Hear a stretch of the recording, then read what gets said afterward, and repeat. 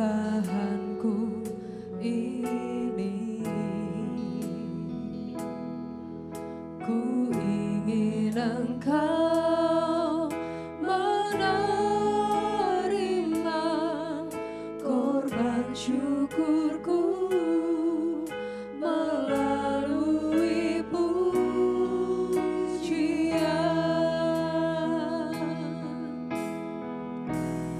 Takkan pernah ku bawa selain yang terbaik, yang harum dan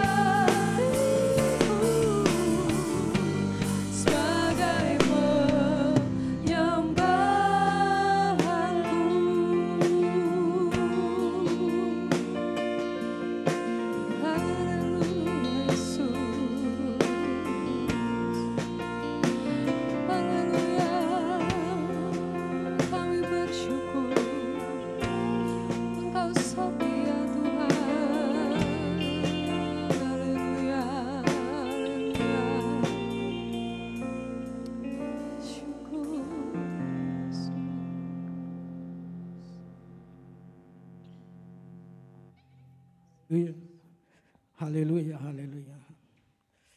Bapa kami yang di surga, terima kasih Tuhan kami naikkan kepadamu kalau pada saat ini kami dapat berkumpul kembali bersama-sama di tempat ini untuk beribadah kepadamu. Suci kuduskan kami semua ya Tuhan agar layak berkenan kepadamu. Tuhan, urapi kami dengan Roh-Mu agar kami bisa fokus dan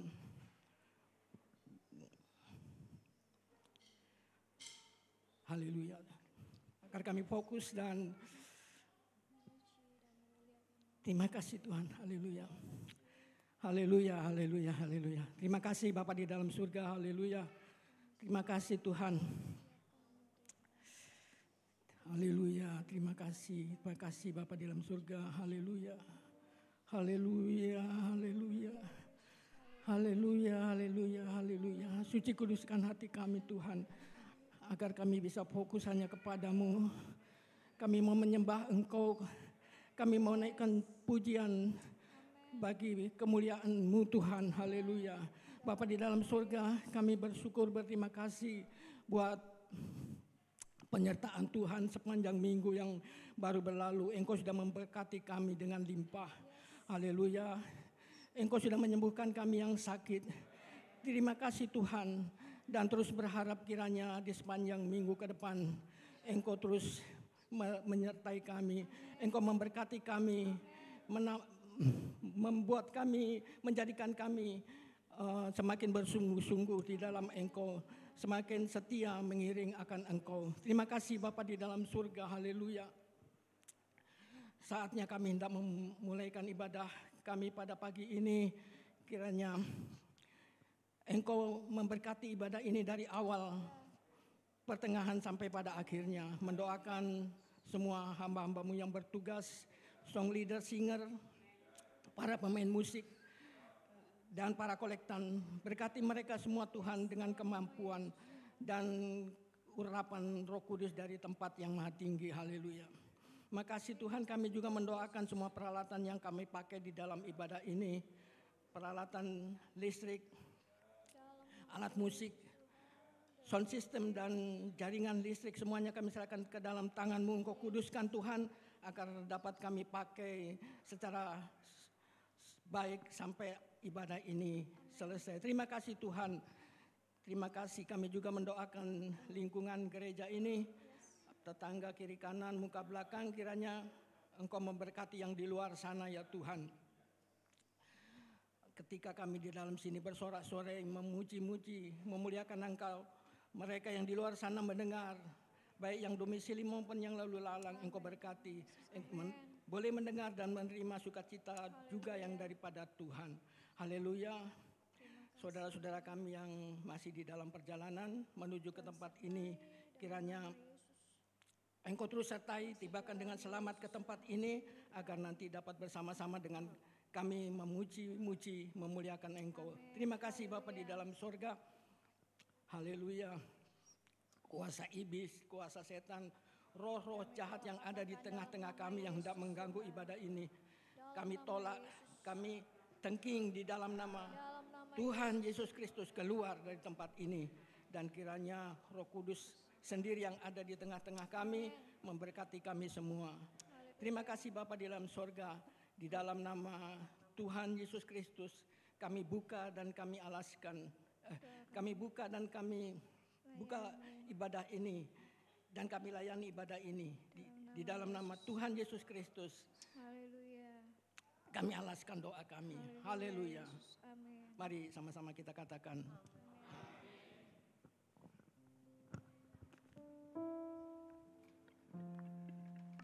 Untuk mengawali puji-pujian kita pagi hari ini, mari kita membaca dari kitab Mazmur pasal 97 ayat 11 sampai 12. Kita baca bersama-sama 1, 2, 3. Terang sudah terbit bagi kita orang benar, dan sukacita bagi orang-orang yang tulus hati.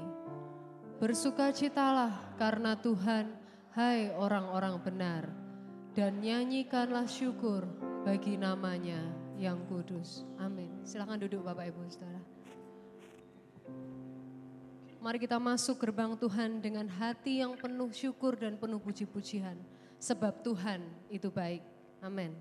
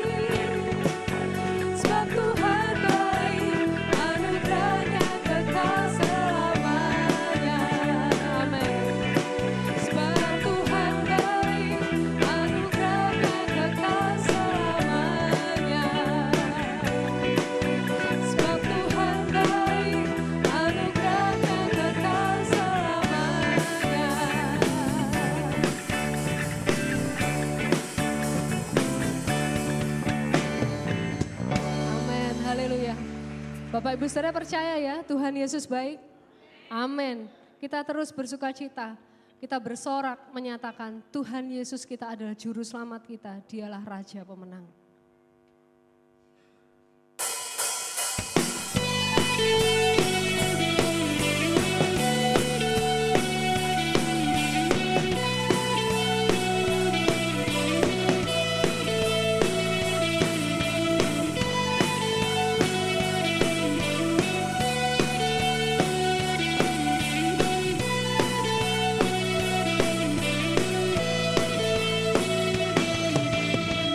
Selamat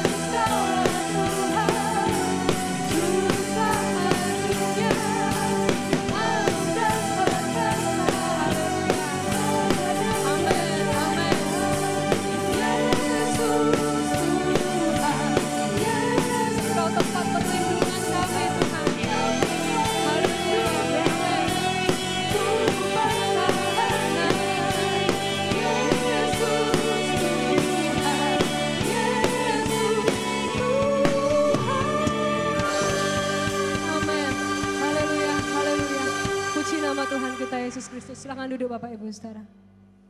Puji Tuhan, Dialah Yesus Tuhan yang kita sembah. Dia agung dan perkasa karena Dialah tempat perlindungan kita. Haleluya Yesus. Biarlah kami selalu membawa hati kami kepadamu Tuhan. Hati seperti seorang hamba yang selalu siap untuk menerima, selalu siap untuk dibentuk. Ku tak dapat lupakan kebaikan yang ku terima, pengorbananmu yang mulia jadikan ku berharga. Kau tulus menerima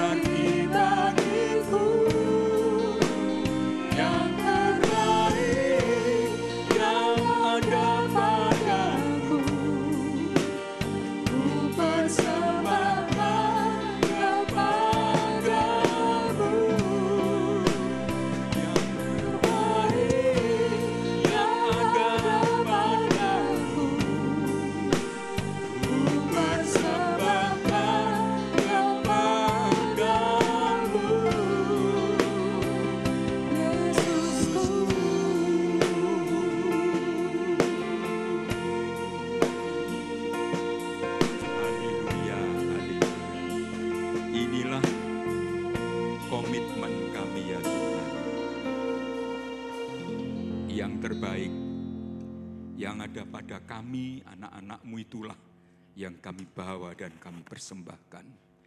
Dan lebih dari segalanya adalah seluruh hidup kami milik Tuhan, yang Tuhan sudah jadikan kami ciptaan yang baru. Maka segenap hidup kami persembahkan kepadamu. Dalam setiap kegiatan, perilaku, ucapan, maupun angan-angan hati dan pikiran kami, biarlah hanya fokus kepada Yesus bagi kemuliaan Tuhan. Terima kasih Bapa di surga, nyanyian pujian syukur kami kiranya berkenan kepadamu. Dan sekarang kami siap diberkati, sekarang kami siap ditegur dan dinasehati, sekarang kami siap diubahkan, dibaharui oleh kebenaran firman Allah yang kekal. Karenanya pakai hamba-Mu yang Tuhan sudah kirim ada di tengah-tengah kami dengan urapan Roh Suci, dengan kuasa dari tempat yang maha tinggi, dengan wibawa surgawi. Kristus diberitakan, firman Allah disampaikan, kami segenap jemaat-Mu diberkati. Namun kami ingat beberapa saudara yang sedang dalam duka cita sekarang ini. Kami berdoa untuk keluarga besar besan kami di Salatiga, di mana pada hari Rabu malam Ibu Sri Lestari Budiarjo Tuhan telah panggil pulang ke surga, dan hari Kamis telah dimakamkan. Kami juga berdoa untuk keluarga besar hamba-Mu Bapak Pendeta Darmo Handoyo dari Embong Sawu, di mana putranya John Andrew Handoyo Tuhan telah panggil pulang ke surga, dan Sabtu kemarin telah dimakamkan. Kami sehati mohon berkat penghiburan, kami mohon berkat kekuatan, kami mohon hati yang ikhlas, sebab yang terbaik dalam rancangan dan kedaulatan Allah itu yang telah Tuhan lakukan atas baik Ibu Sri Lestari Budiarjo maupun anak John Andrew Handoyo. Terima kasih Bapa di surga, memberkati kami semua, sebab firman Allah itu hidup, firman Allah itu berkuasa. Ketika diberitakan, maka mukjizat itu terjadi, ada kesembuhan terjadi, ada penghiburan terjadi, ada banyak hal jauh melampaui apa yang kami pikirkan dan kami doakan. Tuhan kerjakan ketika firman disampaikan, ketika Roh Kudus bekerja di tengah-tengah kami. Dalam nama Tuhan Yesus Kristus kami berdoa, dalam nama Tuhan Yesus kami sambut firman-Mu dengan gembira dan dengan percaya. Bersama kita katakan amin. Silakan duduk Bapak Ibu. Shalom, selamat datang ibu-ibu, bapak-bapak, saudara yang dikasihi Tuhan Yesus dalam ibadah kedua pada hari ini, dan juga atas nama segenap jemaat kami mengucapkan selamat datang kepada Bapak Pendeta Ya'aru Sibua. Beliau adalah dan ibu dan putranya, anak Andreas. Bapak Pendeta Ya'aru Sibua adalah gembala sidang dari GPIS Bukit Doa dan senyumnya. Ada 3 gereja yang digembalakan Bapak Pendeta Ya'aru di kota Batam, non jauh di ujung sana. Tapi hanya oleh berkat Tuhan beliau hadir di tengah-tengah kita untuk dipakai Allah memberkati kita semuanya. Untuk itu maka saya persilakan untuk memberitakan firman ini.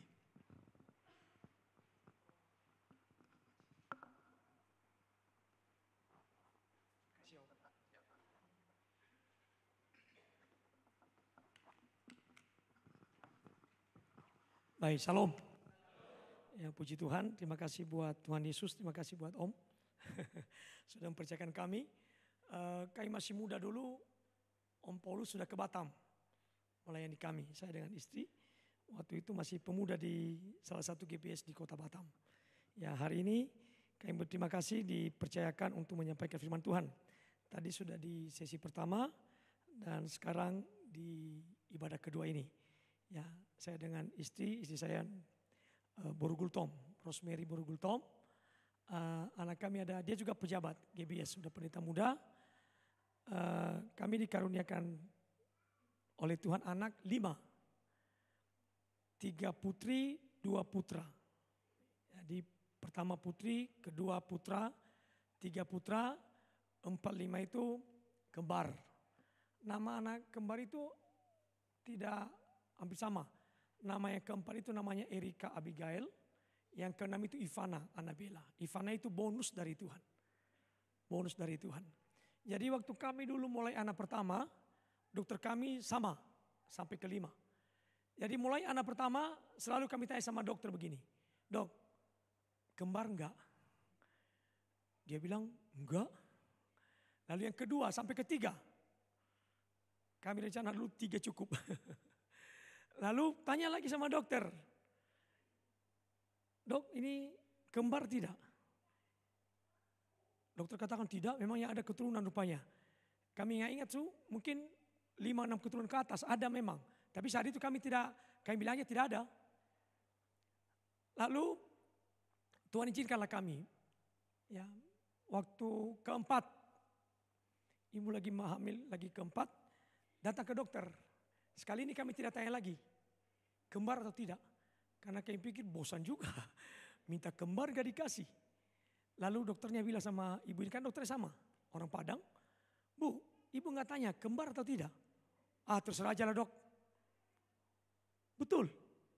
Ditanya sama saya, gimana pak? Tanya kembar atau tidak? Ah, terserah Tuhan saja lah dok. Ini kembar loh katanya. Saudaraku, dalam pengertian begini. Apa yang menjadi kerinduan hati kita itu, Tuhan tidak pernah lupakan. Walaupun lama, tetapi Tuhan tidak pernah terlambat. Tuhan ingat, rupanya mereka rindu. Walaupun mengurus kembar itu susah-susah gampang. Apalagi kalau pagi-pagi bangun. Mungkin jam 2, jam 3 bangun. Ada yang satu orang sudah minum sampai 3-4 kali. Yang satu belum minum apa-apa. Karena kita pikir ini tadi yang kita kasih sambil ngantuk-ngantuk. Rupanya sama dia terus, baru terakhir, oh ini belum dikasih. Ibu tanya, gimana sudah kasih? Iya sama ini tadi dikasih. Ini sudah 3 kali, kau sama yang satu dikasih. Ini nangis terus, kita pikir sakit. Memang gampang-gampang sulit. Ya, apalagi yang kembar itu 2 kali 3 kilo, lumayan hebat juga. Ya. Istilahnya saudaraku bahwa apa yang kita rindukan itu Tuhan tidak pernah lupa. Ya, waktunya Tuhanlah yang tepat. Saya kalau ketemu dengan teman-teman yang masih muda-muda seperti sebaya kami, teman-teman sekolah dulu agak bingung mereka. Hah? Anakmu 5? Gimana bisa? Satu aja susah katanya. Saudaraku, tapi saya sangat percaya kalau itu Tuhan izinkan, maka Tuhan pasti pelihara. Tuhan jagai. Setelah kami mengambil keputusan jadi hamba Tuhan, dan Tuhan tolong terus. 1 doa kami dulu, waktu mulai SD, SMP, SMA, anak-anak kami. Tuhan kalau boleh izinkanlah anak-anak kami ini masuk di sekolah negeri. Karena banyak orang, apalagi pendeta, janganlah kasih di sekolah negeri. Nanti susah. Saya bilang enggak, beda-beda. Ada prinsip itu beda-beda. Kami ke negeri bukan apa-apa, biayanya murah. Di Batam itu SMA gratis. SD, SMP, SMA gratis. Kan lumayan, 5 orang anak kan gak gampang juga. Sebagai hamba Tuhan seperti kami saat itu, aduh, itu sangat sulit Bapak Ibu. Tapi Tuhan pelihara. Semua mereka selesai di sekolah negeri, SD, SMP, SMA, negeri semua. Ya, masuk kuliah juga kami doa. Ya, memang ada satu yang tidak negeri. Pertama, kedua negeri, keempat, kelima negeri, yang ketiga tidak negeri. Ya, ibu pernah hampir kecewa. Karena anak kami ini termasuk pandai. Anak kami nomor 2 juga Andreas ini pandai memang. Ya, di sekolah SMA 1. Tapi nomor 3 ini di kelasnya rata-rata juara. Mau SMP juara, berapa kali saya dipanggil di depan. Orang tua dari juara. Tapi waktu kuliah anak ketiga ini, semua ditolak. Dia pilih pilihan utama undangan di UI, UGM, kalah semua. 2 kali dia ikuti SMPTN. Kalah, malah saya pernah temani dia ke Riau, supaya mana tahu kalau di Batam ujian lebih bagus kalau di Riau, di Pekanbaru, kalah juga. Ibu pernah berpikir begini, kenapa? Padahal anak ini pandai, teman-temannya ranking 20, 30 bisa lolos undangan. Di Batam itu SMA Negeri 1 termasuk bagus, favorit. Kok kalah? Lalu tiba-tiba kami coba juga mandiri. Ya, Tapi memang biayanya agak besar. Akhirnya Tuhan izinkan masuk di UKRIM, musik gereja. Itu pun waktu ibu antar ke Jogja, saya mungkin salah informasi. Saya telepon TU-nya, tata usahanya. Dia bilang masih bisa Pak. Sudah mulai kuliah. Lalu tiba-tiba anak kami itu datang ke sana dengan ibu, namanya Martin Timotius. Dibilang itu sudah tutup, apalagi musik gereja, sudah tutup. Tidak cukup alatnya nanti kalau praktek. Singkat cerita ada satu orang bule dosen mereka, mungkin kasihan dia nengok ibu ini kan, mungkin sambil doa-doa ibu ini, Tuhan sudah sampai ke Jogja, jangan sampai pulang ke Batam sia-sia ini. Bagaimana anak kami ini nanti? Tiba-tiba orang bule itu bilang, oke, saya tes. Tes di dalam satu ruangan, emang anak ini agak talenta dia memang ada. Ya, untuk itu akhirnya lolos lah, dibilang udah nggak usah, terima aja. Ya, dengan syarat ada. Ibu katakan nanti kamu sambil kuliah di Jogja ambil les supaya tahun depan bisa ikut ujian UGM. Masih bertahan lagi. Ya, rupanya sekitar 6 bulan anak kami telepon saya, Papi tolong Papi jelaskan sama Mami. Saya tidak mau UGM. Saya bertahan di sini dan saya sudah betah di sini. Ya, panggilan Tuhan. Lalu saya pikir, Tuhan kenapa harus begini? Ibu juga lama hampir 6 bulan itu belum berdamai. Karena kami selalu doa dulu, Tuhan kalau bisa ada satu anak kami ini dokter. 1, 2, 3, 4, 5 semua gagal jadi dokter. Lalu saya bilang sama ibu jangan takut. Mana tahu nanti kita punya menantu dokter. Karena anak juga menantu dokter. Ya, saya bilang haleluya. Ya, lalu Tuhan ingatkan kami. Ya, terakhir Tuhan ingatkan, bukankah engkau beri yang terbaik. Maka anak kami itu sekarang bisa, minggu lalu saya bersaksi di gereja. Dia sekarang bisa ambil S2 di Singapura itu tidak gampang juga. Dengan pergumulan kami pikir dulu paling tidak 3-5 juta sebulan. Kirim ke dia ke Singapura ambil S2. Tapi sampai hari ini uang yang kami titip sama dia waktu dia baru berangkat, belum dipakai dia.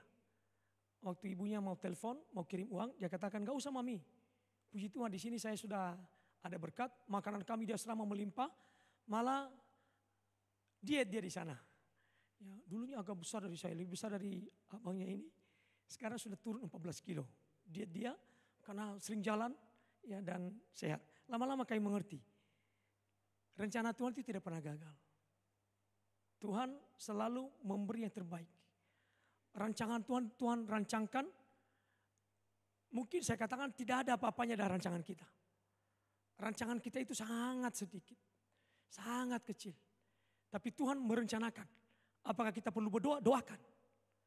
Ya, Tuhan merencanakan yang terbaik bagi setiap kehidupan kita.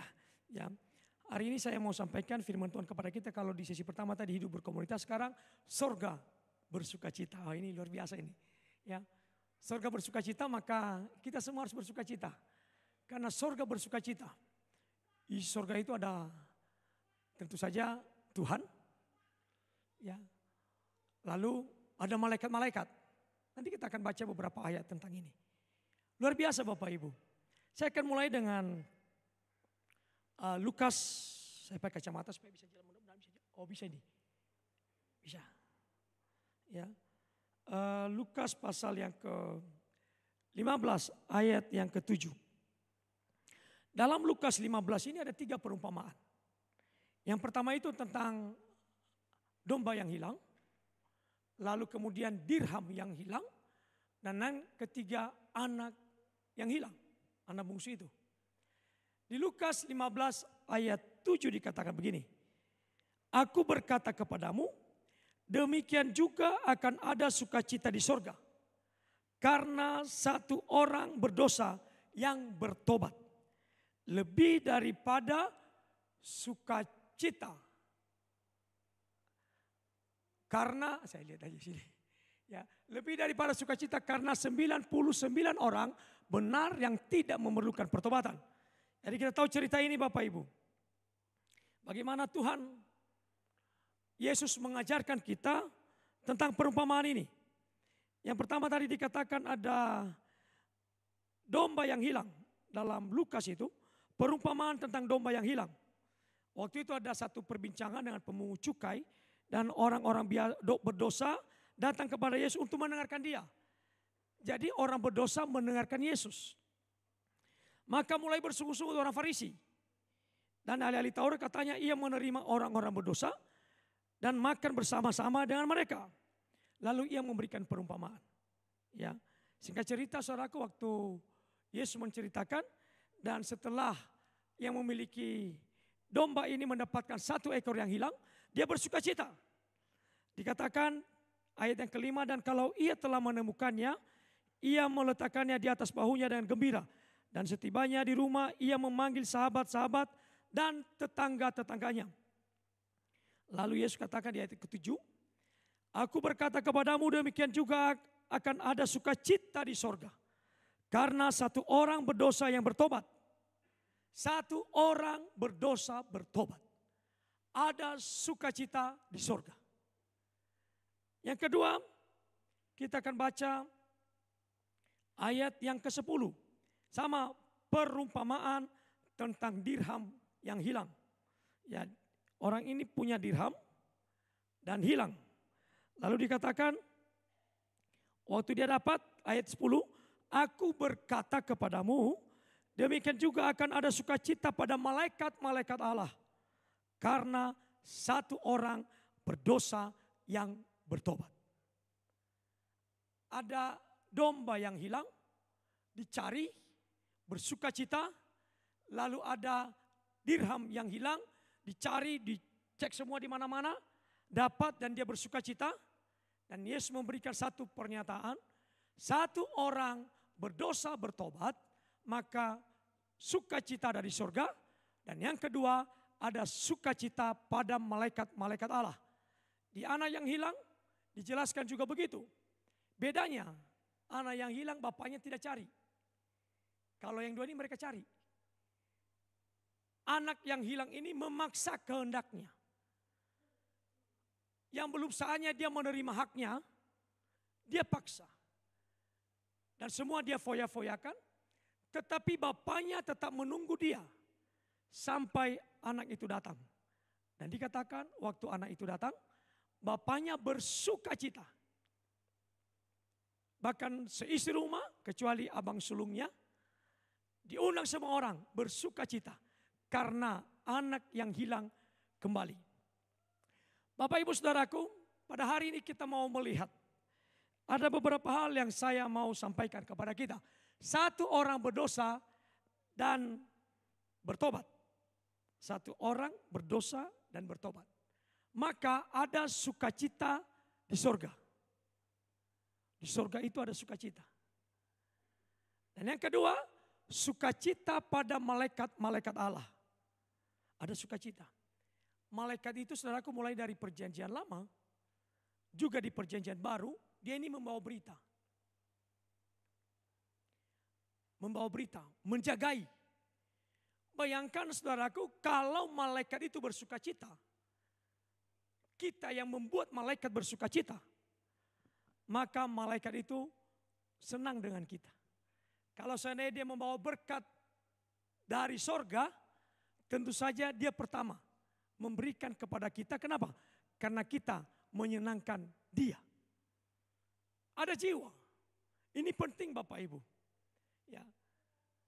Yesus datang ke dalam dunia mencari jiwa. Dan orang Kristen seharusnya menjadi tugas utama kita mencari jiwa. Mencari jiwa ini banyak jiwa tadi dari 3 perumpamaan. Banyak orang Kristen saat ini saya mau katakan mereka perlu dicari, perlu dibawa kepada Tuhan. Mungkin kalau kami di Batam itu populasi kota Batam sekarang ada sekitar 1.300.000 lebih kota Batam.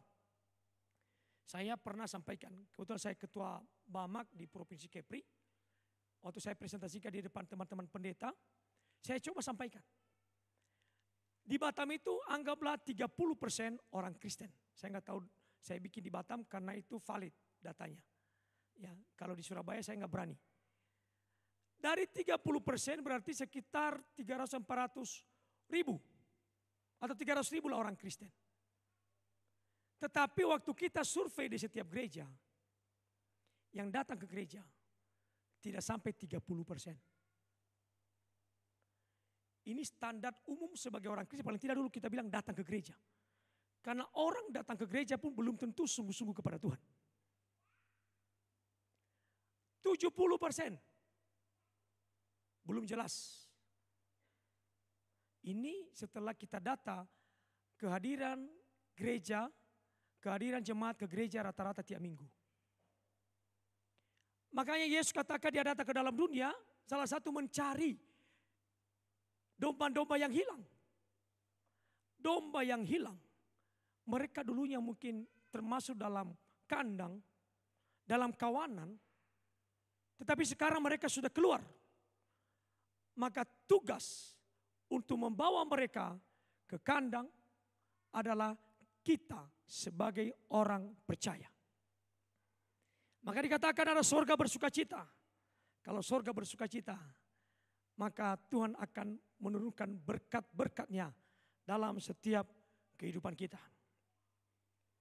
Satu orang yang berdosa dan bertobat, tentu saja tidak kebetulan.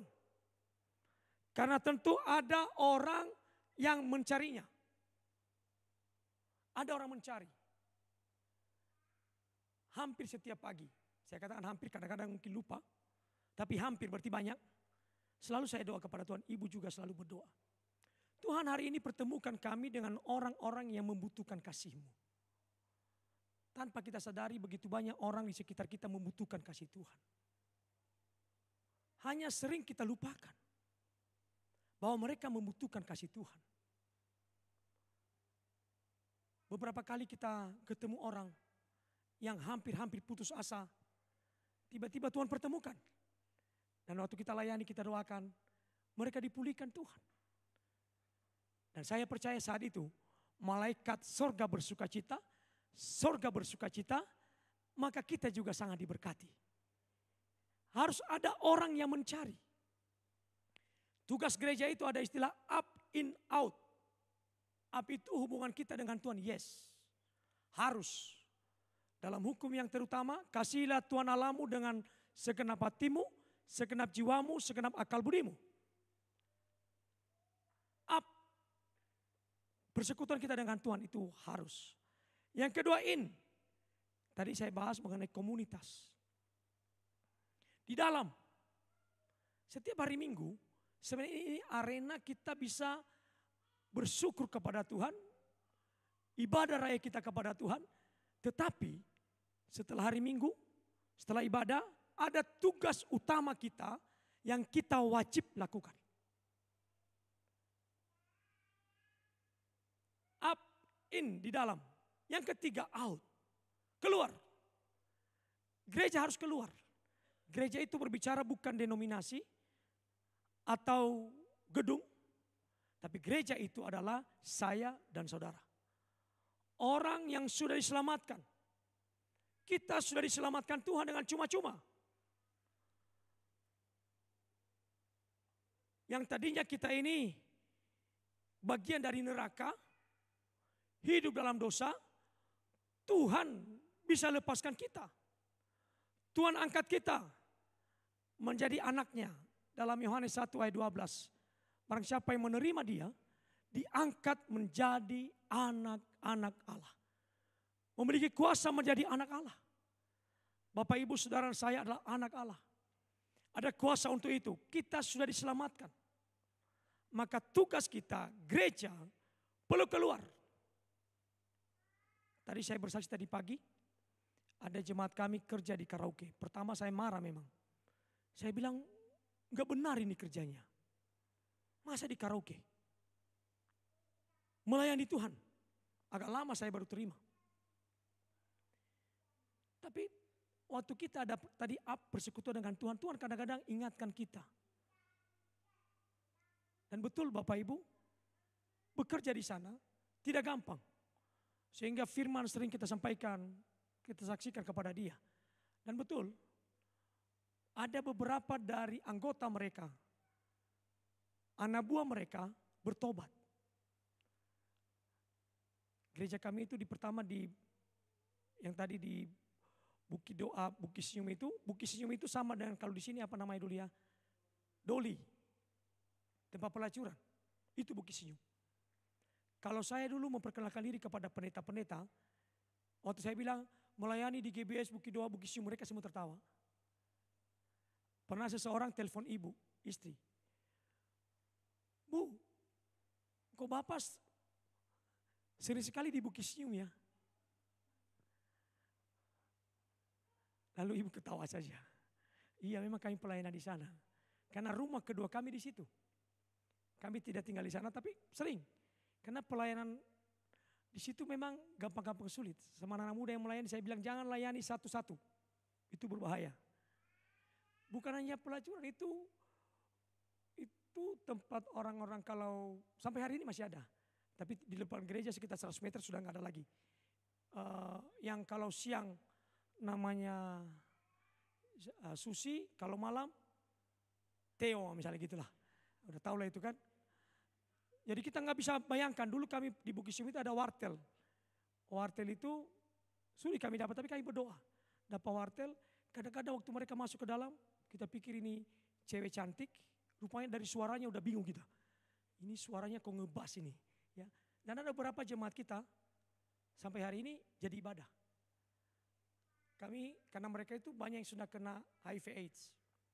Kalau ibu ini lebih dari satu memandikan orang yang penyakitnya itu meninggal. Sampai hari ini ada jemaat kita. Udah sehat dia. Yang pertama Ratu. Ratu nyanyi dia. Tiba-tiba dia sakit HIV AIDS bertobat. Sampai hari ini waktu pertama datang ke gereja masih pakai baju perempuan. Rambutnya segini. Baru ibu pelan-pelan beli baju laki-laki. Pertama-tama saya heran. Saya antar ibu ibadah kaum wanita. Kok kawan ini datang? Karena dia masih merasa dia wanita. Padahal laki-laki. Namanya Maralus, Simar Mata. Ya. Lalu kami tanya latar belakangnya apa. Dan kami tahu. Kami juga mempelajari. Mereka pernah tidak mau seperti itu sebenarnya. Tapi keadaan, situasi lah. Yang kadang-kadang membuat mereka harus terlibat di situ.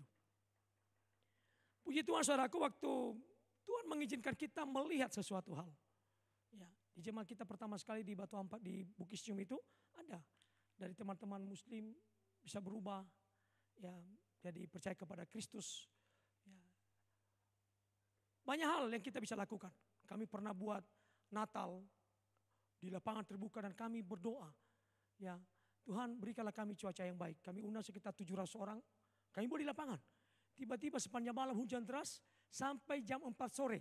Semakin kami doa semakin hujan deras. Saya bilang ini jangan-jangan Tuhan tidak izinkan. Betul, habis jam 5, jam 6 mulai ibadah semua hujan stop dan kami layani mereka. Kadang-kadang mereka di sekitar situ kita nggak bisa bedakan lagi. Tapi memang kami mau di situ. Ya, dan ada beberapa dari antara mereka percaya kepada Tuhan. Ya. Kita mencari, Tuhan akan izinkan hal-hal itu terjadi dalam hidup kita. Karena ada orang yang mau berkorban untuk dia, harus ada orang berkorban. Yesus sudah berkorban bagi kita. Maka kita juga harus rela berkorban untuk orang lain. Dalam hukum yang kedua, kasihilah sesamamu manusia seperti dirimu sendiri. Sering sekali kita egois. Kita katakan aku mengasihi orang lain seperti diriku sendiri. Tetapi engkau tahu bahwa hidupnya sebenarnya sudah mau masuk ke dalam neraka. Hidupnya sudah tidak benar. Tetapi kita hanya diam. Karena mungkin banyak orang merasa itu bukan tugas saya. Itu tugas pendeta. Amanat agung itu berlaku bagi setiap orang percaya. Tugas kita sebagai anak-anak Tuhan. Apa yang kita lakukan saudaraku supaya surga bersuka cita. Ini yang Tuhan katakan. Jadilah pekerja. Bekerja melayani Tuhan. Suatu saat Yesus berbicara dalam Lukas 2 ayat 10. Dikatakan begini. Katanya kepada mereka, tuaian memang banyak, tetapi pekerja sedikit. Tuaian banyak, pekerja sedikit. Karena itu mintalah kepada Tuhan yang mempunyai tuaian, supaya ia mengirimkan pekerja-pekerja untuk tuaian itu. Tuhan butuh pekerja. Tuhan butuh penuai. Artinya apa? Tuhan rindu di zaman ini. Gereja, jemaat harus menjadi pekerja. Harus terjadi percepatan. Kalau hanya Bapak Ibu Pendeta atau beberapa lain di gereja itu lambat. Lama. Karena dunia kami sebagai hamba Tuhan pasti terbatas, sama dengan tadi. Saya tidak mungkin ke karaoke. Tapi teman ini, jemaat ini waktu dia di karaoke, kesaksian dari anak buahnya. Kenapa mereka ada beberapa yang bertobat. Habis mereka tutup atau memulai sesuatu, waktu mereka beres-beres, itu ada TV besar, dia putar lagu-lagu rohani. Dia putar khotbah di sana. Saya tidak akan mungkin datang ke karaoke sebagai pendeta. Tapi dia bisa masuk ke sana. Dan banyak orang berubah. Ada jemaat yang kami layani, ini nekat. Waktu ditantang oleh bosnya mengenai pekerjaan. Lalu ibu ini bilang, ayo kamu harus kuliah. Dia tamat akuntansi, itu diploma akademi. Lalu dia bekerja, sudah habis kontraknya, dia tantang bosnya. Pak, saya sudah 4 tahun kerja di sini. Hanya kontrak dan sambung kontrak. Sekarang kalau Bapak hanya buat begitu maka saya keluar dari perusahaan ini. Ini berani nantang. Tetapi saya minta kepada Bapak supaya saya dipermanenkan. Saya percaya saudaraku ada beberapa jemaat begitu. Tapi tidak sembarang mereka katakan itu. Mereka berdoa karena mereka minta bimbingan dari kita. Dan bosnya mulai berpikir, kenapa ini anak ini berani? Dia katakan begini, saya tahu pekerjaan ini Tuhan yang memberikan. Dan kalau Tuhan yang memberikan, kalau seandainya pun saya tidak bekerja di sini, maka Tuhan siapkan pekerjaan yang lain bagi saya. Singkat cerita, dia memang dipermanenkan bekerja di situ. Satu lagi, ini 2 perusahaan dia masuk. Semua minggu, kalau di Batam itu minggu kerja. Kadang-kadang dikasih shift begitu, dia minta, Pak boleh enggak Pak? Senin Selasa itu dia kuliah, kita buka kuliah di gereja. Lalu dia minta, Senin Selasa saya tidak masuk malam. Kedua, hari Minggu saya off. Sebenarnya saudaraku, bukan juga hebat sekali, dia hanya mekanik. Tapi Tuhan tahu hatinya. Dia orang setia. Jangan tanya, mulai setia dengan memberikan hidupnya, memberikan waktunya, dan juga setia membayar persepuluhan. Saya melihat hidup mereka begitu luar biasa. Mereka melakukan apa yang Tuhan mau. Dan di mana-mana dia berani bersaksi. Di tempat pekerjaannya dia bilang, Pak Gem, karena mereka panggil Pak Gem, Pak Gembala, doakan. Besok hari Jumat saya memulai ibadah di kantor kami. Saya bilang mantap. Doakan Pak, karena di sini juga di teman-teman kami banyak saksi Yehova. Saya bilang jangan takut. Betul, waktu dia, Tuhan kan tahu isi hatinya untuk melayani Tuhan. Maka Tuhan sertai dia. Akhirnya dia bisa mulai. Ada 2 orang-orang kerja di Galangan melakukan itu. Saya bilang tidak perlu harus satu ruangan besar. Waktu mereka ngopi, makan, kumpul sebentar, sampaikan firman Tuhan, doa. Paling tidak hari Jumat, karena hari Jumat itu teman-teman yang muslim mereka sembahyang agak panjang istirahatnya. Saya bilang gunakan waktu untuk itu. Dan puji Tuhan saudaraku, mereka lakukan dengan setia tentang itu. Tuayan banyak, pekerja sedikit. Maka bagaimana caranya supaya sorga bersuka cita? Jadilah pekerja. Dunia di sekitar kita, dunia di mana Tuhan tempatkan kita. Kalau saya katakan tadi kita mengatakan aku mengasihi sahabat saya, mengasihi keluarga saya, pertanyaannya, apakah kita sering berdoa buat orang-orang yang kita kasihi yang belum sepenuh hati percaya kepada Kristus? Atau mungkin dengan keluarga kita. Saya masih ingat bapak saya masih hidup dulu.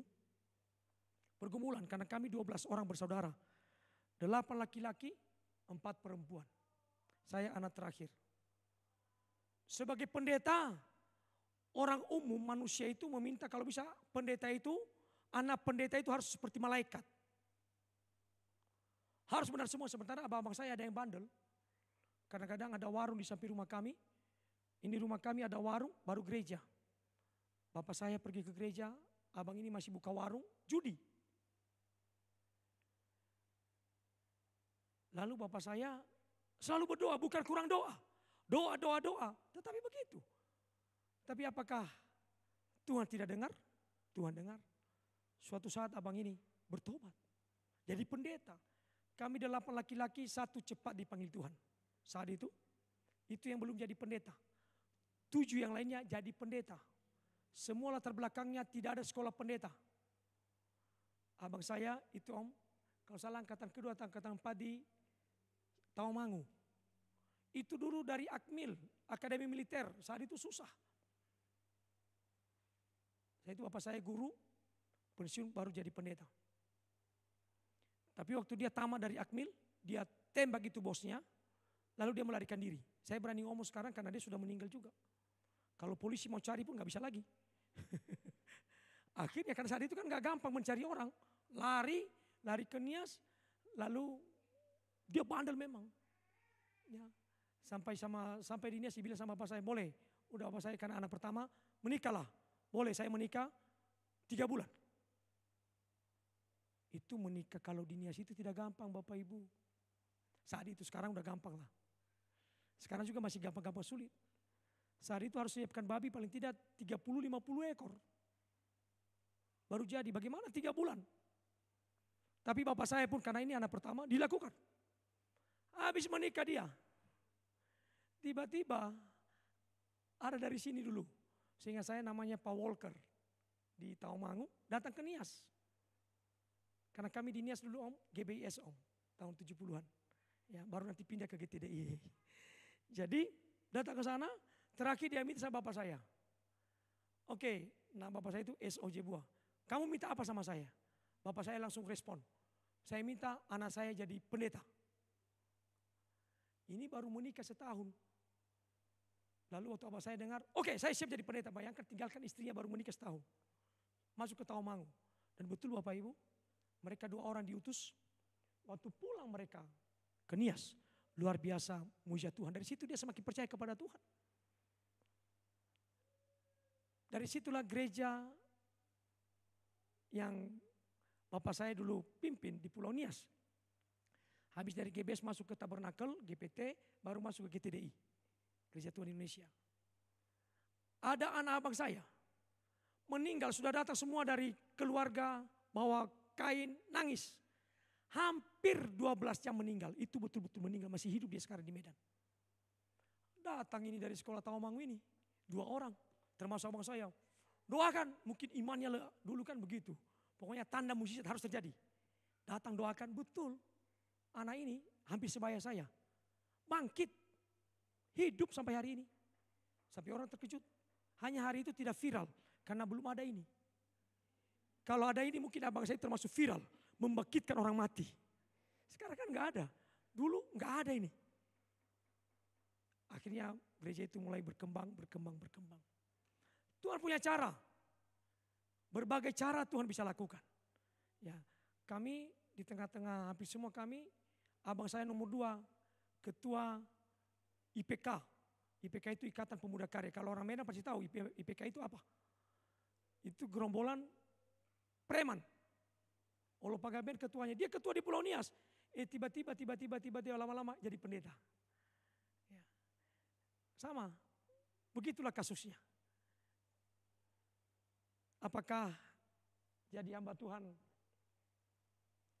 melarat? Prosesnya iya. Tadi saya dengar dari Om. Pertama, memang kami rasakan juga Om. Waktu saya dulu berhenti kerja, saya di Batam 94, 98. 98 sampai 2003 itu saya masih kerja di Singapura saat itu. Tuhan panggil. Kalau saya ingat di rumah kami itu, ibu masih kerja saat itu. Tapi membiayai 5 orang anak kan gak gampang. Saya resign dari bos saya di Singapura, saya bilang, Pak saya mau berhenti. Dia bilang, ya Aro udah gila ya. 5 anak kamu sanggup bayar, hidupin 5 anakmu. Saya bilang, sanggup. Saya tidak bilang Tuhan yang berbicara, nanti jadi terlalu rohani sekali. Ya, tapi saya tahu Tuhan pelihara. Tuhan pelihara. Dan tadi termasuk anak-anak itu dipelihara Tuhan. Tuhan jagai. Tuhan butuh para penuai saat ini. Ya. Kemudian yang kedua, kita perlu memberitakan Injil. Jadi pekerja dulu. Banyak orang jadi pekerja. Oh Tuhan, pakailah hidupku Tuhan. Kami pernah melayani di Pekanbaru. Saya bawa tim dari Singapura. Ada seorang ibu lagi sakit. Umur hampir 70 tahun. Terbaring karena stroke. Lalu dia berdoa begini. Dia berdoa dan dia minta, pendeta, doakanlah saya. Kalau saya sembuh, aku akan pergi ke bangsa-bangsa untuk menginjil. 70 tahun, stroke baru rindu mau menginjil. Memang kita tidak bisa bilang, ini macam-macam. Ya itu boleh saja lah kerinduannya. Hanya dalam hati saya bilang, ibu ini kenapa waktu masih muda ibu ini tidak gerak? Kenapa sudah begini baru mau melayani?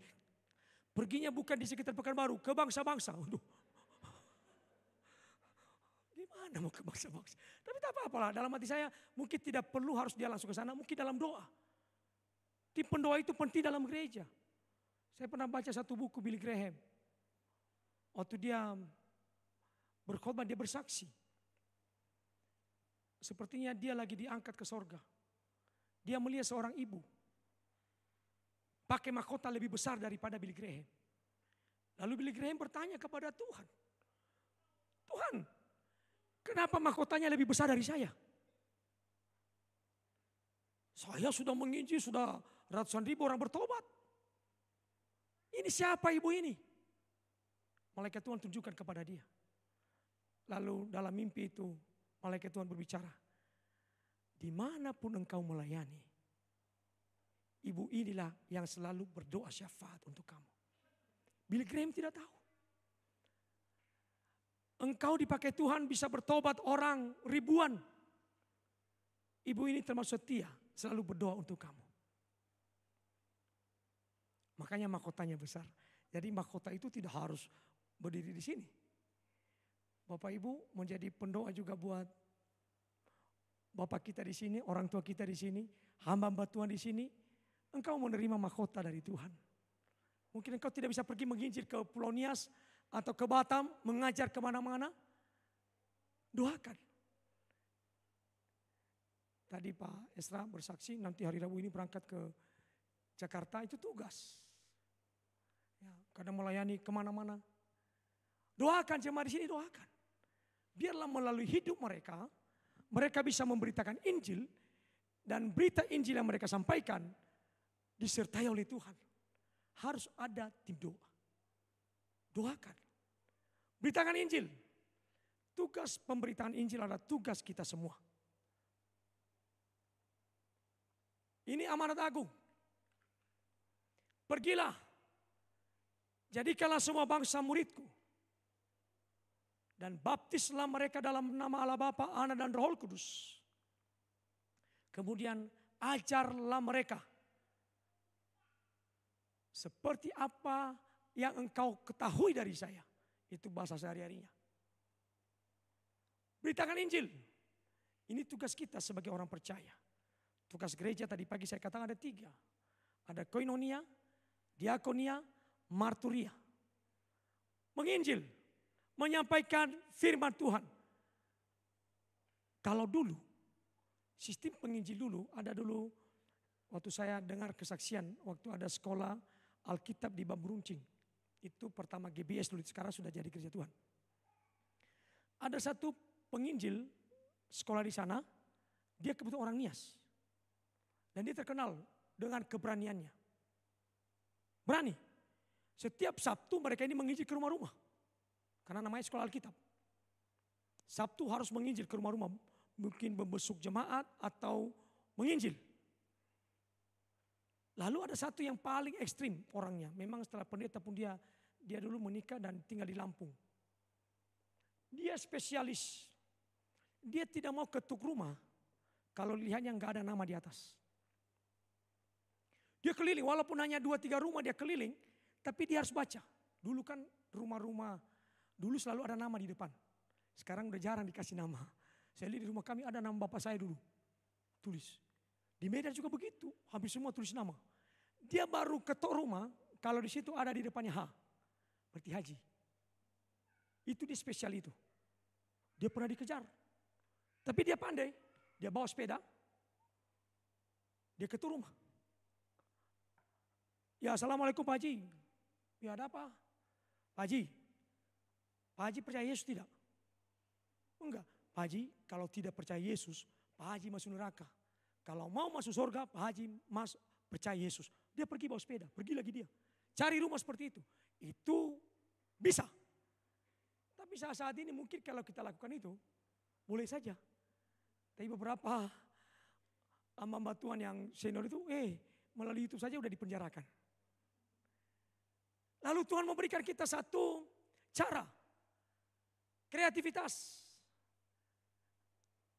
Melalui apa? Melalui komunitas-komunitas kita. Ada anak-anak muda kami buat komunitas futsal. Kadang-kadang waktu mereka main futsal, mulai cerita. Yang kita bisa bangun dalam hidup kekristenan kita adalah nilai-nilai yang kita akan keluarkan dimanapun kita berada. Nilai-nilai itu penting. Kalau seorang pekerja, nilai kekristenan bangun. Jangan malas-malas. Jangan sebentar-sebentar ke toilet. Kan lumayan 10 menit. Terlambat, usahakan. Saya kerja dulu, saya memang usahakan. Sampai hari ini. Jangan terlambat, kalau dibilang jam 7 masuk, setengah 7 kalau boleh sudah sampai kita. Itu nilai. Kadang-kadang kalau orang kita kerja jam 4 sore, ini dulu ibu ini bersaksi dulu, teman-teman kantornya. Jam 4 pulang kerja. Setengah 4 semua sudah matikan komputer. Lalu datang ke kamar mandi, soleh, udah setengah jam makan waktu. Nanti istirahatnya jam 9 pagi. 9 baru istirahat untuk ngopi, kasih waktu mungkin 15-20 menit. 9 kurang 15 sudah siap-siap dia untuk mau minum kopi. Mungkin saat-saat itu bos tidak lihat. Tapi sudah mulai melihat juga memang. Saat itu ada CCTV. Ini pemalas ini. Makanya nanti setengah mati dia minta naik gaji. Enggak pernah naik gaji. Bos itu lebih hebat. Sama dengan Tuhan kita. Tuhan kita bukan lagi main-main. Dikatakan dalam firman Tuhan, dia tidak terlelap. Allah Israel tidak terlelap. Dia melihat, menjagai setiap kita. Dia melihat setiap kehidupan kita. Waktu engkau memberitakan Injil, memberitakan sukacita kepada orang lain, maka Tuhan tahu. Dan malaikat Tuhan senang, maka berkat-berkat yang Tuhan sudah siapkan, Tuhan kirimkan kepada kita. Kadang-kadang orang bertanya, kenapa dia bisa cepat diberkati Tuhan? Waktu dia berkat itu tidak selalu harus uang. Kadang-kadang waktu dia sakit, Tuhan sembuhkan. Cepat. Abang kami dulu pernah bilang sama saya, karena baru kalau salah tahun lalu, baru kami urut BPJS.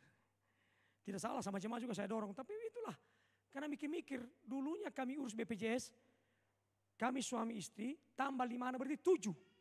Kalau mungkin bisa hanya 2, bolehlah kamu isi. 7 orang itu tidak gampang juga bayar tiap bulan. Lalu saya bilang, sudahlah. Abang kami bilang, dia pendeta juga. Ini kalian hebat kali iman kalian katanya. Ya, tapi terakhir karena anak-anak juga sudah mulai BPJS sendiri, kami urus. Karena itu penting. Karena pemerintah juga kita harus ikuti.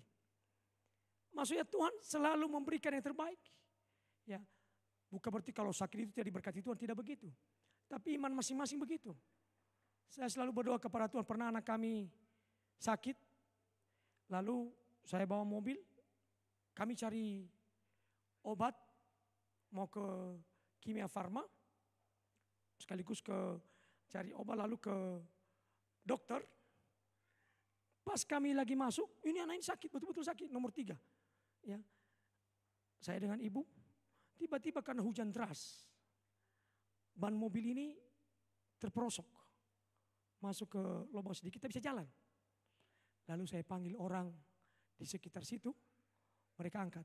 Tiba-tiba anak kami ini sembuh. Dia bilang, papi nggak jadi lagi kita ke rumah sakit. Kenapa? Aku udah sembuh. Dalam hati saya kalau begitu sekali lagi kalau ada anak yang sakit kita bawa ke rumah sakit. Biar lu mobilnya terperosok baru sembuh langsung.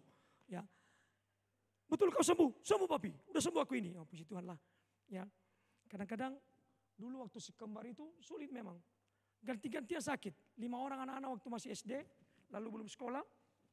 Ganti-gantian sakit. Lalu saya pikir masa tugas kita hanya bawa-bawa ke rumah sakit. Memang ada klinik dekat rumah.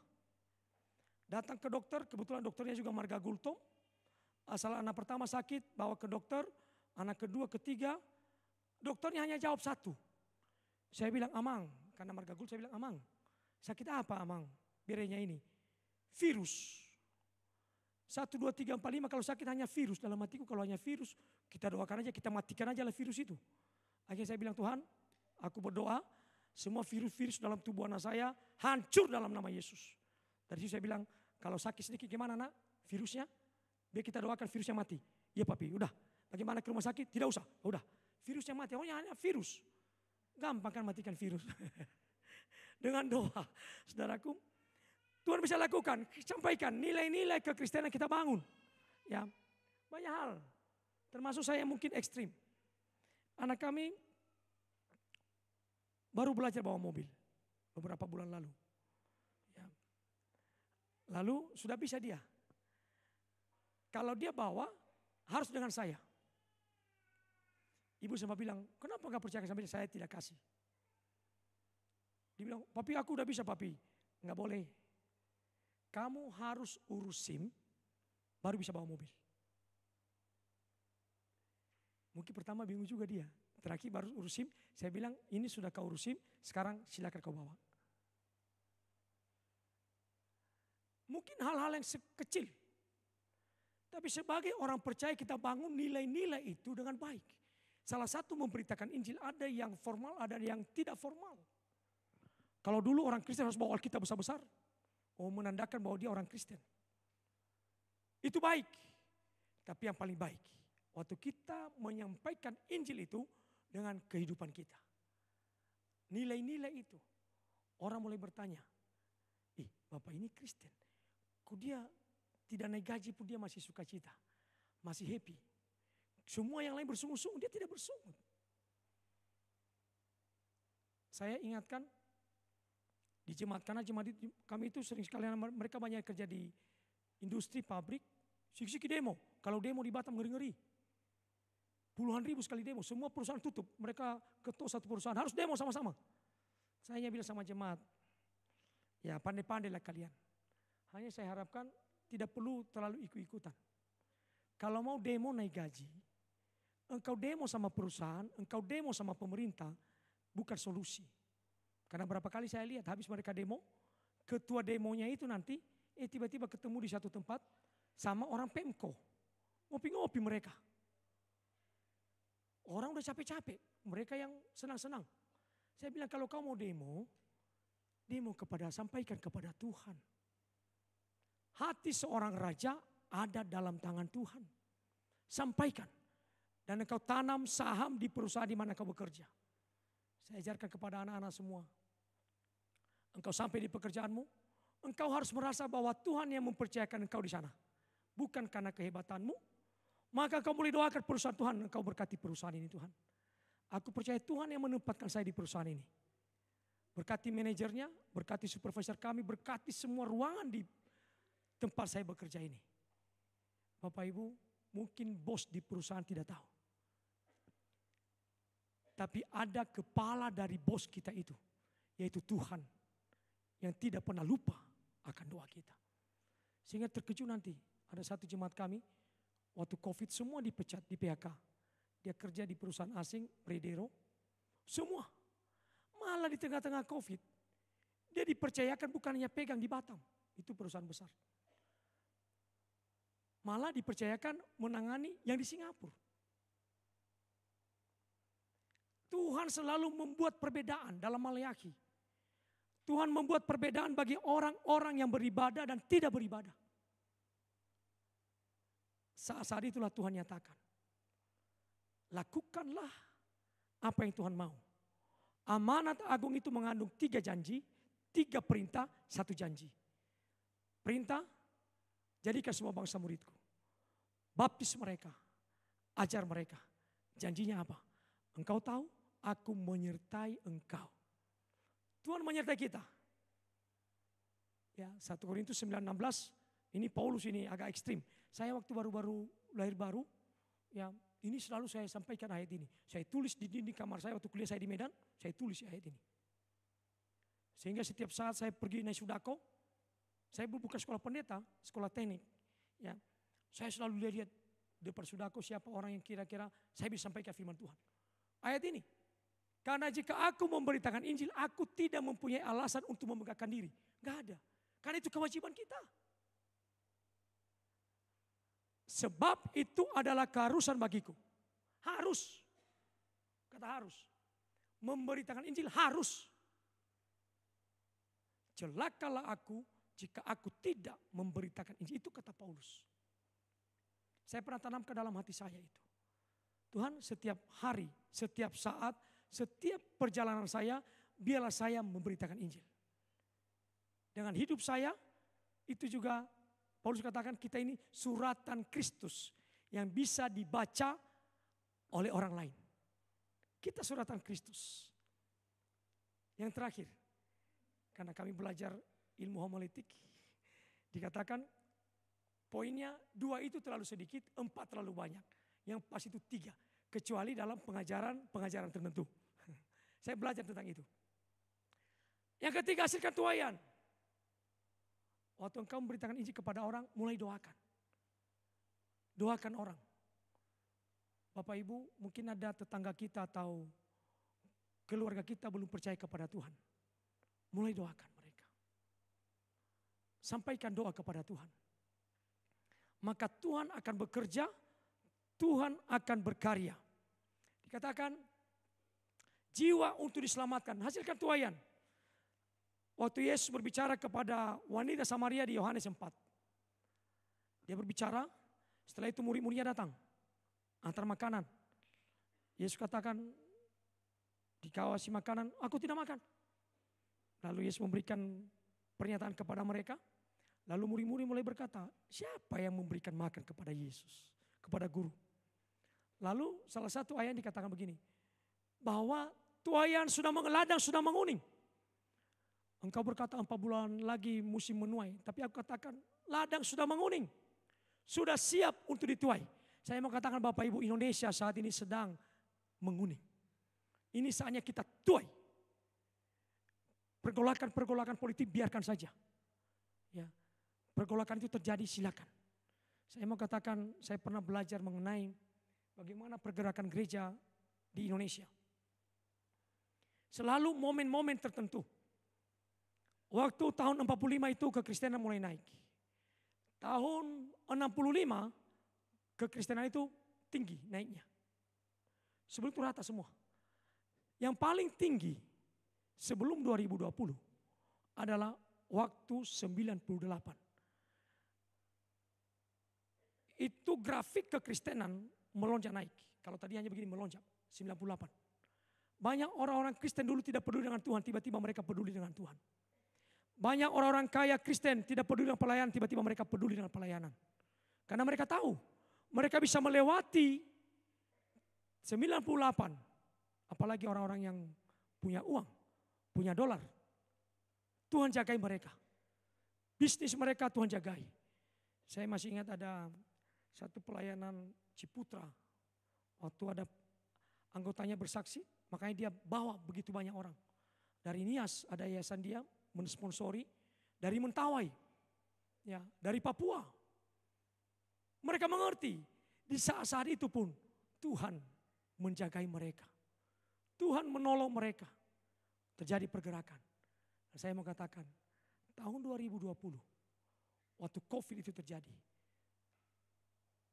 Tuhan sedang membuat satu pernyataan bahwa gereja harus kembali seperti gereja mula-mula. Ada kelompok-kelompok tertentu. Kalau dulu kita memberitakan Injil begitu sulit. Suatu saat mungkin ditutup, mulut kita tidak berbicara tentang Tuhan. Tapi siapa yang bisa membantah dengan media? tiap hari bisa dengar khotbah melalui YouTube. Walaupun hati-hati juga banyak yang sesat. Tapi saya percaya gereja yang kuat, yang sudah menerima pengajaran dengan baik tidak akan sesat. Tidak akan mencari yang lain-lain. Cara Tuhan, ada satu teman, waktu dia berbicara, menyampaikan, masih muda. Ada ribuan orang bisa mendengar khotbahnya dan banyak orang yang bertobat juga. Walaupun kelemahannya ada. Ya, tapi saya lihat sekarang gereja sudah mulai kembali normal semua. Karena penggembalaan onsite seperti ini lebih baik daripada online. Ada satu jemaat dulu bilang, oh ini melalui YouTube pendeta. Saya bilang, ya sudahlah kalau kau mati, kau sakit mintalah sama pendeta YouTube-mu itu. Menguburkan kau. Berkunjung ke rumah sakit. Kadang-kadang, tapi penting untuk menyampaikan Injil. Kalau dikatakan setiap lutut bertelut, setiap lidah mengaku, saya pikir ini sudah mulai saatnya. Teknologi bisa membuat tidak baik, dan teknologi juga bisa membuat semakin baik. Saya dulu gak masuk akalku. Waktu dikatakan waktu Yesus nanti datang maka semua mata tertuju ke sana melihat. Mungkin secara rohaninya ada pengertiannya. Tapi secara jasmani, secara logika saja saya pikir memungkinkan. Sekarang melalui jam tangan bisa lihat, oh ini berita di sana. Orang nonton bola bisa melalui jam tangan sekarang. Ya, dia pakai kacamata yang agak besar sehingga nampak besar sekali. Semua bisa. Teknologi semakin hari semakin berkembang. Makanya saya senang dengan gereja yang mengikuti teknologi. Ya, ini sudah luar biasa ini. Ya. Karena ini pelayanan luar biasa. Bagaimana dengan jemaat kita mungkin lagi sakit. Bisa dia nonton. Tapi jangan pula yang sehat. Kasih alasan. Ada satu hamba Tuhan di Batam juga jemaat. Dia orang kaya. Dia bilang, Pak Pendeta, yang tiap minggu saya dengar khotbah gak main-main Pak. Siapa? Billy Graham, Ben Hinn. Bagaimana caranya Bapak? Memang Bapak ke sana? Enggak. TV-nya saya pernah masuk ke rumahnya, layar TV-nya itu mungkin besar dari ini. Tinggal dia buka channel, dia bilang ayolah masuk ke ruangan saya.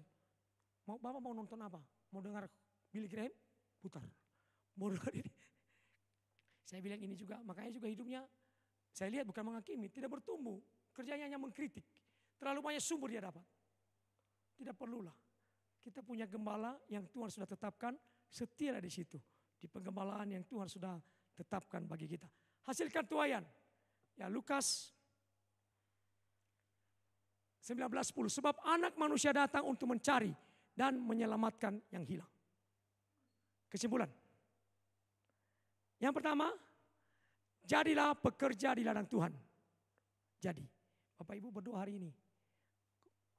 Saya mau berdoa bagi Bapak Ibu, saya tidak perlu atal kol di depan. Biar Tuhan memberikan hatinya kepada kita. Untuk melihat jiwa-jiwa yang sedang terlena dengan dunia ini. Dunia membawa manusia termasuk orang percaya terlena dengan keadaan kemajuan dunia saat ini. Maka kita sebagai anak Tuhan membawa bagaimana supaya pandangan kita hanya fokus kepada Kristus. Ya. Beritakanlah Injil dan hasilkanlah jiwa yang bertobat sehingga sorga bersuka cita. Yang kedua, ini kami pernah buat program ini. Saya percaya gereja ini mungkin lebih dari program yang kami buat ini. Yang Tuhan ingatkan kami. Ya, menangkan satu-satu. Kami ada di kelompok mungkin tadi di sini KB3. Ya, berakar, bertumbuh, berbuah. Kalau kami kelompok tumbuh bersama, hampir bersama lah. Ya, gereja itu masing-masing punya nama. Ada kalau ada FA, KUL, Komsel segala macam. Tapi waktu Tuhan ingatkan kami dalam satu doa. Saya dengan ibu menangkan satu-satu.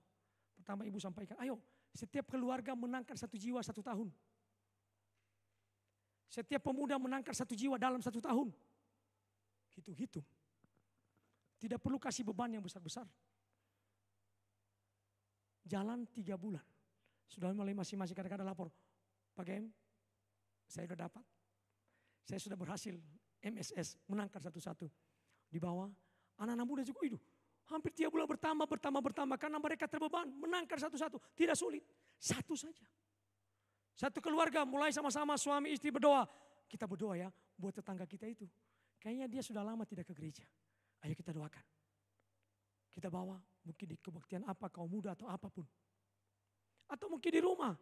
Kami sekarang pernah kami buat ada program persekutuan teh. Jadi ibu-ibu buat di rumah acara, buat teh, kalau ada gorengan, buat gorengan, undang tetangga. Undang teman-teman. Datang ke rumah saya, ya kita ngeteh. Ya, teh kan lebih gampang. Itu rata-rata semua bisa minum. Kalau kopi kan ada yang gak minum. Lalu kasih goreng sedikit, itu banyak hasilnya juga. Ya. Atau mungkin Bapak Ibu ada tahu teman-teman kita, saudara kita, teman akrab kita sekarang sudah mulai melenceng hidupnya. Jangan biarkan dia tersesat semakin jauh. Itu tugas kita. Tugas gereja. Gereja itu berbicara tentang pribadi kita. Mungkin ada saudara kita. Saya katakan tadi waktu abang kami, bapak kami berdoa, Tuhan selamatkanlah anakku ini. Betul, satu-satu Tuhan selamatkan. Lama memang. Bahkan ada setelah bapak saya meninggal baru bertobat. Tapi apakah Tuhan tidak dengar doa saya mulai dari kesaksian pertama mengenai anak kembar? Tuhan selalu dengar doa kita. Doakan Tuhan, aku merindukan dia dulu teman baikku Tuhan. Tapi saya lihat dia sudah menjurus ke neraka. Kadang-kadang kita perlu ekstrim. Saya mengajar di Politeknik Negeri Batam sampai hari ini. Mulai 2003 saya ngajar. Ya. Sekarang saya ngajar agama. Karena ada peraturan dulu sempat mau ke teknik. Tapi peraturan harus S2. Mengajarnya saya enggak S2 teknik. Ya. Akhirnya S2 saya agama saya pakai di situ. Mengajar. Setiap pertama saya mengajar selalu pertanyaan saya itu. Apakah beberapa orang di antara kita yang sudah percaya keselamatan? Sangat miris memang. Tidak pernah 50% mengatakan percaya keselamatannya. Di atas 60% tidak percaya atas keselamatannya. Berarti ada 40% lah. Puji Tuhan. Lalu waktu saya mulai tanya, apakah ada jalan lain di luar Yesus? Ada juga yang mengaku, ada. Sangat miris sebagai orang Kristen. Saya katakan kalau tanya kepada mereka itu, apakah kita ini masuk surga? Mereka bilang kita tidak masuk surga. Bahkan kita ini kafir, kalau bisa di neraka paling bawah kita. Tapi kenapa orang Kristen malu-malu segan-segan memberikan imannya dengan kuat? Artinya apa? Kita tahu. Di luar Yesus tidak ada keselamatan. Yohanes 14 hanya melalui dia. Berarti kalau ada teman kita yang butuh pertolongan. Bapak Ibu, jangan seperti yang Yesus berikan satu perumpamaan. Lazarus, orang kaya. Orang kaya setelah dia masuk neraka, dia minta kepada Abraham. Bapak Abraham, kirimkanlah Lazarus, jumpai saudara saya. Karena mereka belum tahu, belum dengar. Abraham katakan tidak bisa. Ada jurang pemisah. Belum dengar. Jangan sampai ada orang teman-teman kita. Saudara kita berkata, aku belum pernah dengar tentang Kristus. Bagaimana aku percaya? Tetapi Bapak Ibu waktu kita sampaikan kepada dia. Itu urusan Tuhan. Biar Tuhan yang memulihkan hatinya. Pulang dari sini. Ada beban kita. Satu orang. Cari satu. Satu keluarga, bawa satu. Saya yakin gereja ini, gereja yang berakar, bertumbuh, berbuah. Gereja yang diberkati Tuhan. Kalau saya katakan gereja GBS Damai Sejahtera, salah satu menjadi teladan buat GBS seluruh Indonesia. Tadi kami lama saya dengar pelajaran, walaupun dia bentuk diskusi, tapi saya menangkap. Saya pikir itu mungkin kalau kuliahnya Om sudah 2 SKS. Kami banyak dengar, saya, istri dan anak saya. Banyak hal-hal yang kita bisa ambil sebagai anak-anak Tuhan. Bersyukurlah kepada Tuhan. Gereja GBS Damai Sejahtera semakin diberkati Tuhan. Berakar, bertumbuh, berbuah, hasilkan buah. Buah pertobatan. Ya. Setelah engkau menerima buah pertobatan, maka jangan lupa buah jiwa-jiwa, buah penginjilanmu. Bawa jiwa kepada Tuhan, maka Tuhan senang. Dan Tuhan membuka tingkap-tingkap langit. Sorga bersuka cita. Malaikat Tuhan, saya yakin dalam iman saya, Tuhan sudah perintahkan malaikat-malaikat itu membawa banyak berkat. Berkat-berkat yang luar biasa. Tentu saja berkat ini banyak orang yang meminta. Banyak orang yang berdoa. Tetapi Tuhan utamakan. Malaikat Tuhan utamakan. Orang-orang yang membawa jiwa kepada Tuhan. Malaikat itu fungsinya menjaga kita. Dia menjaga kita. Bapak Ibu, engkau bisa berhasil setiap hari dalam perjalananmu karena ada malaikat Tuhan menjaga kita. Perjalananmu sukses, anak-anak kita. Anak kami semua hampir semua keluar kota untuk sekolah. Saya tidak pernah takut. Ada pernah ibu gembala di Batam tanya sama ibu, "Bu, apa enggak takut anak-anakmu di luar semua?" Sekarang akhir zaman. Dalam hati saya, mau di rumah kita pun sama-sama. Kalau tidak dijagai Tuhan, rusak juga. Tapi dimanapun dia pergi, kalau dijagai Tuhan, penyertaan Tuhan, dia pasti baik. Mari kita berdoa. Tuhan, hamba-Mu terbatas menyampaikan isi hati-Mu kepada kami hari ini. Tetapi Engkau tahu apa yang menjadi kerinduan hati kami. Biarlah kerinduan hati-Mu menjadi kerinduan hati kami. Begitu banyak jiwa-jiwa yang belum diselamatkan di sekitar kami. Bahkan ada teman-teman dekat kami yang kami tahu mereka belum percaya kepada Yesus. Bahkan sudah masuk ke dalam dunia ini. Ke ambang neraka. Ampuni kami karena kami kurang peduli tentang mereka. Ampuni kami Tuhan Yesus. Dan hari ini kami mau datang kepada Tuhan. Engkau taruhkanlah hati itu dalam hati kami. Supaya kami mulai mendoakan mereka. Supaya kami mulai memberitakan kabar sukacita bagi mereka. Karena di dalam nama-Mu ada keselamatan. Di dalam nama-Mu ada sukacita. Di dalam nama-Mu ada kesembuhan. Pakai semua kami Tuhan. Engkau berkata dalam Markus 16.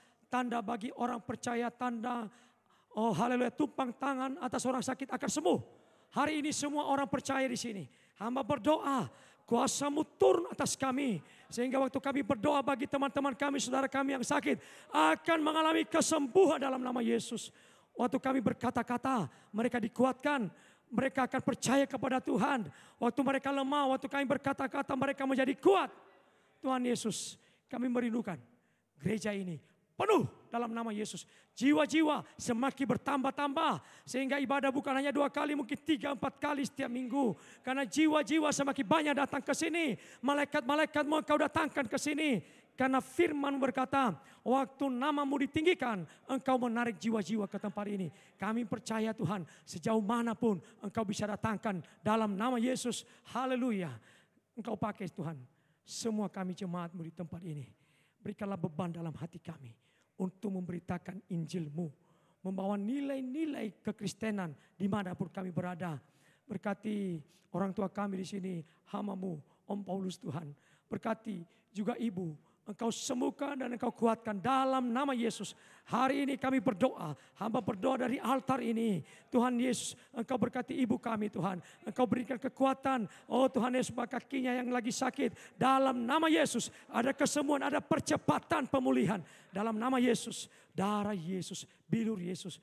Bahkan orang tua kami ini berikan panjang umur, kekuatan, kesehatan. Bahkan juga hamba-Mu, Bapak Pendeta Esra, berkati dengan kasih-Mu. Berikan kemampuan, hikmat, kekuatan dalam melayani tempat ini. Bahkan sebagai ketua pemuda GBS se-Indonesia, berikan dia kemampuan, berikan dia hikmat. Bahkan semua pelayan-pelayan di gereja ini, Engkau berkati dengan kasih setia Tuhan. Semua jemaat-Mu, Engkau lawat dengan kasih-Mu.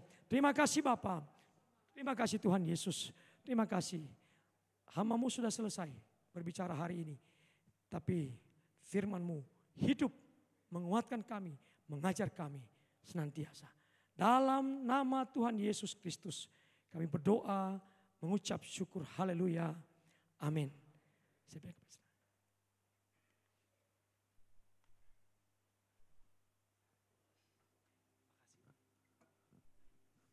Puji Tuhan, Bapak Ibu Saudara,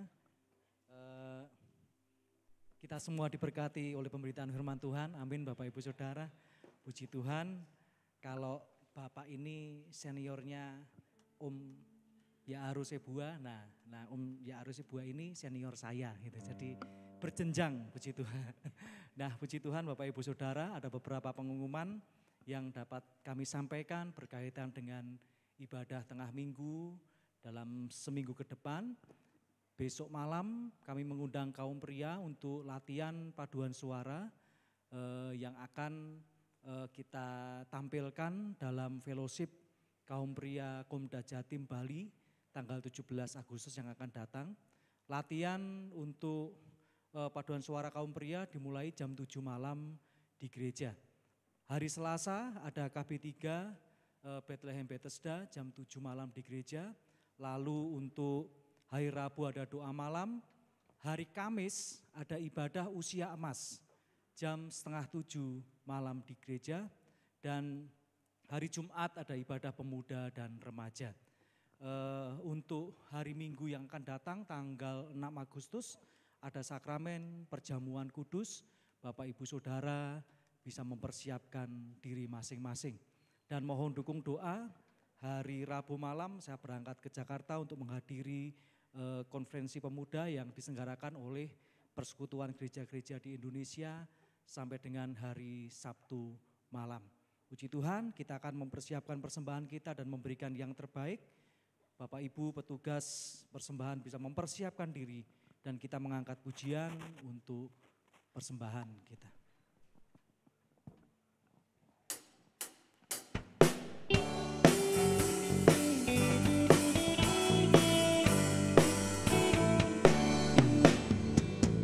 Kasih Allah tak berkesudahan, selalu baru setiap pagi. Rahmat-Nya pun tak pernah berakhir seumur hidupku. Kasih Allah tak berkesudahan, selalu baru setiap pagi. Rahmat-Nya pun tak pernah berakhir seumur hidupku. Dengan sukacitaku kan menari, dengan sorak-sorai memuji, ku naikkan pujian haleluya. Nyanyi bagi Dia Sang Raja, nyanyi bagi Dia Sang Raja. Kasih Allah tak berkesudahan, selalu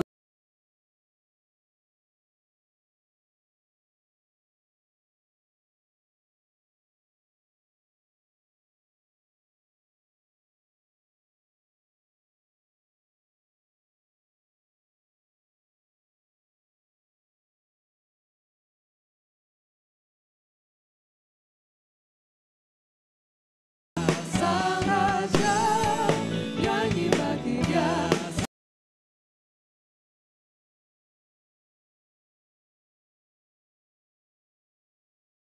Sorai memuji, ku naikkan pujian haleluya. Nyanyi bagi Dia Sang Raja, nyanyi bagi Dia Sang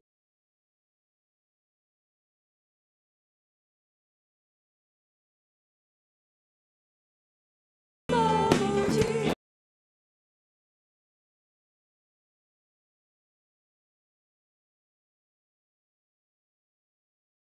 Nyanyi bagi Dia Sang Raja Selamanya.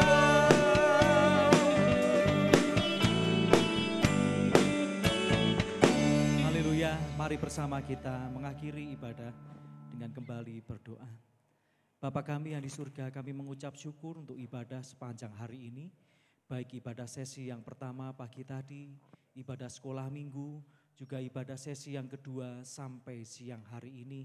Kami percaya pujian penyembahan menyenangkan hati Tuhan, Firman Tuhan yang disampaikan menegur, menguatkan kami, dan Roh Kudus memampukan kami untuk menjadi pelaku firman dalam hidup kami sehari-hari. Engkau memberkati hamba-Mu, Bapak Pendeta Ya'arus Sebua beserta ibu dan putranya yang sudah bersama-sama di tempat ini melayani kami semua. Tuhan memberkati dengan kesehatan, Tuhan memberkati dalam rumah tangga, putra-putrinya Tuhan memberkati. Terlebih Engkau memakai hamba-Mu ini menjadi alat-Mu yang indah untuk hormat kemuliaan nama-Mu. Jikalau esok akan kembali pulang ke Batam, Tuhan Yesus menyertai dalam perjalanan sampai di rumah dengan selamat. Terima kasih Bapa, kami bersyukur dan kami menyerahkan tiap-tiap hamba-Mu yang mengambil bagian dalam pelayanan sepanjang hari ini. Tuhan Yesus memberkati.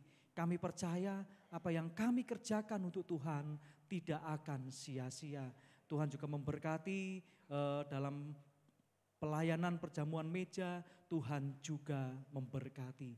Terima kasih, kami menyerahkan ibadah tengah minggu ke depan, baik ibadah komisi, usia emas, dan juga remaja pemuda, juga ibadah kelompok, dan juga ibadah doa nanti. Hamba-hamba-Mu yang melayani pun Roh Kudus memampukan, nama Tuhan Yesus semakin ditinggikan dan dimuliakan.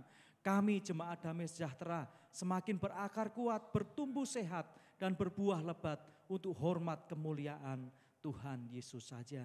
Dan kami juga terus berdoa untuk bangsa dan negara kami. Tuhan memberkati bangsa dan negara kami. Dan sekarang ini saya hamba-Mu berdoa untuk Bapak Ibu Saudara yang hadir dalam ibadah sesi yang kedua ini. Tuhan memberkati dalam rumah tangga, Tuhan memberkati dalam usaha pekerjaan, anak-anak, menantu, cucu kami, Tuhan memberkati. Setiap doa permohonan yang dipanjatkan di bait-Mu ini, Tuhan Yesus mendengar dan mengabulkannya sesuai dengan rencana dan kehendak-Mu. Yang sakit Tuhan jamah, Tuhan sembuhkan. Yang sedang dalam persoalan pergumulan pun, Tuhan Yesus memberikan jalan keluar yang terbaik sesuai dengan rencana dan kehendak-Mu. Sepanjang minggu ke depan Tuhan, mari topang kami dengan tangan kanan-Mu yang membawa kemenangan. Kuasa darah Yesus melindungi kami semua. Dan apa yang kami kerjakan berhasil bersama dengan Tuhan Yesus. Sehingga kami menjadi kesaksian, nama Tuhan Yesus ditinggikan dan dimuliakan. Terima kasih Tuhan Yesus, yang harus tugas keluar kota ataupun ke tempat-tempat yang jauh, Tuhan juga menyertai dan melindungi. Saya hamba-Mu yang nanti akan bertugas mulai Rabu sampai dengan Sabtu, Tuhan Yesus juga menyertai dan melindungi. Semuanya berjalan dengan baik, nama Tuhan Yesus ditinggikan dan dimuliakan. Jikalau sebentar kami akan kembali pulang, Tuhan menyertai kami sampai di rumah dengan selamat. Dan juga Tuhan memberkati. Kami percaya persembahan yang kami berikan, ketaatan akan firman, Tuhan membuka tingkap langit dan mencurahkan berkat-Mu atas kami. Terima kasih Tuhan, terima kasih. Mari Bapak Ibu Saudara yang dikasihi oleh Tuhan, kita nyatakan iman kita. Bahwa Tuhan adalah gembalaku, takkan kekurangan aku. Ia membaringkan aku di padang yang berumput hijau. Ia membimbing aku ke air yang tenang. Ia menyegarkan jiwaku. Ia menuntun aku di jalan yang benar oleh karena nama-Nya. Sekalipun aku berjalan dalam lembah kekelaman, aku tidak takut bahaya, sebab Engkau besertaku. Gadamu dan tongkat-Mu, itulah yang menghibur aku. Engkau menyediakan hidangan bagiku di hadapan lawanku. Engkau mengurapi kepalaku dengan minyak, pialaku penuh melimpah. Kebajikan dan kemurahan belaka mengikuti aku seumur hidupku. Dan aku akan diam dalam rumah Tuhan sepanjang masa. Mari bersama kita berdoa. Bapa kami yang ada di surga, dikuduskanlah nama-Mu. Datanglah kerajaan-Mu, jadilah kehendak-Mu di bumi seperti di surga. Berikanlah kami pada hari ini makanan kami yang secukupnya. Dan ampunilah kami akan kesalahan kami, seperti kami juga mengampuni orang yang bersalah pada kami. Dan jangan bawa kami dalam pencobaan, tetapi lepaskanlah kami daripada yang jahat, sebab Engkau-lah yang punya kerajaan dan kuasa dan kemuliaan sampai selama-lamanya. Bapak Ibu Saudara, dengan penuh keyakinan iman, kita mengangkat tangan kita. Dalam nama Tuhan Yesus, terimalah berkat Tuhan, damai sejahtera, penyertaan Roh Kudus dan perlindungan kuasa darah Yesus, juga kesehatan yang selalu ada dan menyertai kita, beserta seluruh isi rumah kita sepanjang hari ini, esok, bahkan sampai Maranatha. Tuhan Yesus datang kali yang kedua. Di dalam nama Allah Bapa, Putra dan Roh Kudus, dalam nama Tuhan Yesus Kristus, kami berdoa dan mengucap syukur. Haleluya, amin.